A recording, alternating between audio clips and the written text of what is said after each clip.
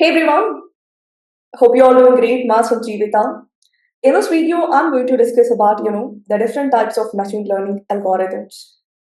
If you are new to my channel, make sure you subscribe to my channel and click on the bell icon so that you don't really miss out any new updates related to my channel. Well, before I start with different types of machine learning, I just want to do a quick recap of what exactly is a machine learning. If you want to study in deeper regarding like what is machine learning with interesting examples, then just watch my previous video related to what is machine learning. Well, here let's do a quick recap of what is machine learning with a formal definition. We all know machine learning is all about the branch of artificial intelligence which learns from past data and make decisions or predictions about the future without human involvement. So that means an algorithm is going to learn from a past data or a historical data. Based on its learning, next time when it sees a new data, it will try to make a prediction related to a future without human involvement. We call this as a machine learning. Now, based on this learning, we're gonna classify machine learning into a different types. Majorly we have three different types of machine learning algorithms. One is supervised learning, second is unsupervised learning, and the final one is reinforcement learning. We'll understand each one of them with an interesting examples. Before I start with what is a supervised learning, you need to understand what is a label data.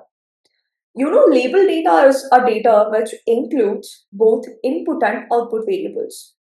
That means every data point is assigned with labels.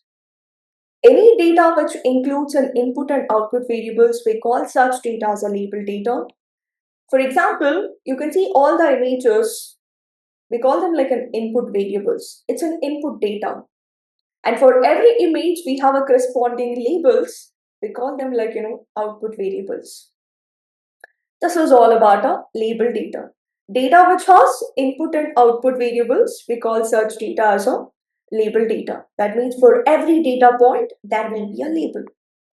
Alright, now based on this understanding, now let's understand what is supervised learning. Supervised learning is a very popular machine learning algorithm that uses a label data to train the model. That means if you have a data which includes input and output, use such data to train a model. We call such algorithm as supervised learning. It is just like training your child with showing an image as well as its corresponding label. To understand it better, I have one more example. Supervised learning is just in school, usually when a teacher shows us a picture and she sees this is a tree, by showing bird image, she sees this is a bird. Showing dog image, sees that it's a dog. Shows a car image and sees that it's a car. So just showing an image is like an input and telling the label is like an output. So if a child is learning by looking into an image or a label, we call such learning as supervised learning. You know how exactly the supervised learning is going to work. It requires a label data as we know. Both input and output will be provided. We call it like a trained data because we will be using the data for training. So for training model, we are passing both input and output variables to a child. Child is like a model here. Child learns everything from the given data. Now based on that learning, next time when I pass new dog image to a child, when I show a dog image, the child will be able to recognize and she'll be able to make a prediction like, okay, it's a dog. This is how the supervised learning is going to work. It learns from label data which has both input and output. After learning, when a new test data is given, it will try to make a prediction. So now let's see the different applications of supervised learning. An interesting application is like medical diagnosis. What if you want to predict whether a person has diabetes or not? Instead of going to a doctor, train your model with different diabetic and non-diabetic reports, and based on that learning, the next time the model will be able to tell when it sees a new report, it will predict it like whether a person is diabetic or non-diabetic. One more interesting example is like a stock price prediction, or if you want to forecast future prices using historical data. Training a model with the past stock price data, which has a labels, that is a price. Train it with a model after learning. If you want to predict related to a future, use the same model. This is all about, the interesting thing about supervised learning. If it's clear, let's move on to the next type of an algorithm. Before that, you need to understand what is unlabeled data. Unlabeled data is just opposite to your labeled data. Unlabeled data includes only input variable and no output variable. If a data has just an input data, no output, that means data points are not assigned with the labels. We call such data as, unlabeled data. Data without a label. You can see here we have just an images, no corresponding labels. We call such data as, unlabeled data. Now let's understand what is unsupervised learning. Unsupervised learning algorithm is a type of machine learning that uses unlabeled data to train the model. If you have a data without the labels, then unsupervised learning is the best option to train the data. So that means, let's say you have an images without a label, just pass it to your model. So here model is like a child. You're just using input data in order to train the model. And you might be excited like what happens, like how it learns. Let me explain in the next slide. Like how it learns when you have an unlabeled data. So we have different images of a fruit. We call it like an input data without a label. If we pass that to a child or a machine, what your model does now, it's going to learn from input data based on similarities, and it will try to group data into a different groups or a clusters. Unsupervised learning is just like, giving bunch of different fruits to a child without telling its name. Now child will look at all the fruits and based on similarities, like, based on color, shape, size, the child will be able to group them into a different clusters. We call that as, unsupervised learning.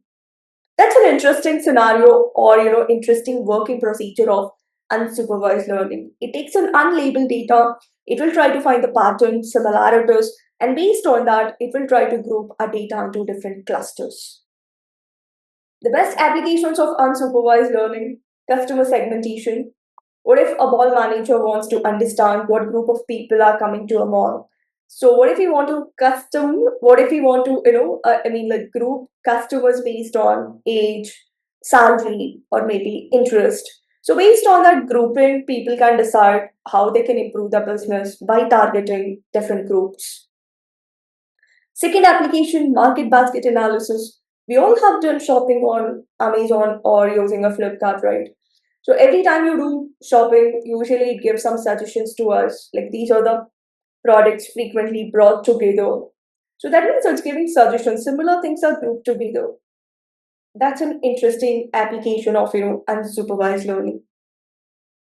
The next important algorithm that you have to master is reinforcement learning. A very popular, most interesting algorithm.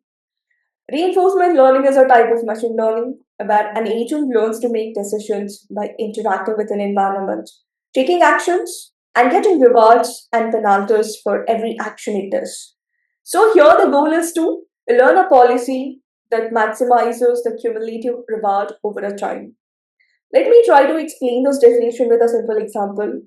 Let's imagine you're like an agent and there will be an environment where you have to interact, you have to take certain actions. So for every correct action you're gonna take, you'll be rewarded, and for every wrong action that you take, you'll be penalized. So that is going to be, reinforcement learning, which learns based on trial and error and based on rewards and penalties that it's going to get for every action it does. To understand this reinforcement learning in a better way, let's take up one interesting example that is, let's say you are going for a job interview. It's like reinforcement learning. You try your best to answer question and you'll try to observe like how interviewer will react. Let's say you are like an agent who are ready for interview. An environment is like the one who interviews you, and the questions and answers, or maybe that entire atmosphere is like an environment. So, if you answer all the questions, we call that like an action. If you answer all the questions, they say like you are selected, and we call it like a reward. What if you don't answer questions? Then they say like you are rejected. It's like a penalty.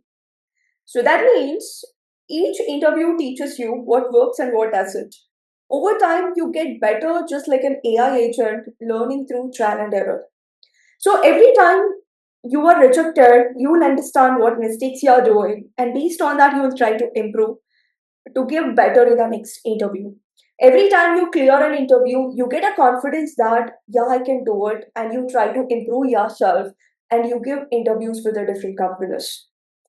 One more interesting example of reinforcement learning is, let's understand how the child learn to ride a bicycle.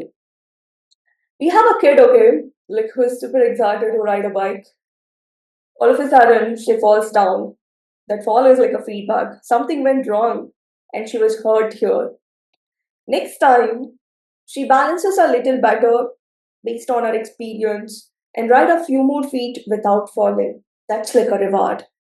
So every time she rides correctly, she'll be like super excited and she feels like she has to move forward. She has to ride further. Whenever she falls down, she'll realize, okay, I did this mistake. I should not do this next time so that I wouldn't fall. So that's exactly, reinforcement learning. The machine, like the child, learns through trial and error, getting rewards for good actions and adjusting when things goes wrong. So same thing is going to happen even in a reinforcement learning. Every time it learns, it does something good, it will be rewarded. Every time you make mistakes, you'll be punished. You can take a simple example of a children. Usually when they make mistakes, we punish them so that they don't repeat that mistake. Every time they do something, we appreciate them so that they get motivated and they try to do something better. The same thing is going to work even in our reinforcement learning. The best applications of reinforcement learning are like self-driven cars. You know, self-driven cars are going to drive by interacting with road environment. Let's say every time it stops in a signal, it will be rewarded because it has taken a right action.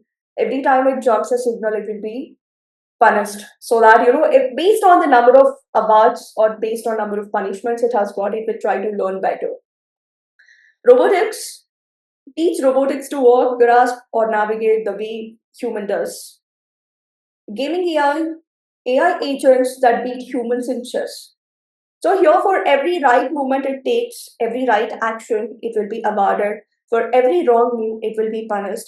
Based on like how many awards or rewards it has got, it will try to make a move correctly next time. So if it has got a punishment previously, so based on that understanding, next time it will try to avoid that wrong move. So this is how the reinforcement learning is going to work. I hope it's clear. This was all about the different types of machine learning algorithms that you people have to master. It's like super important to learn further things related to machine learning. Hope it's clear.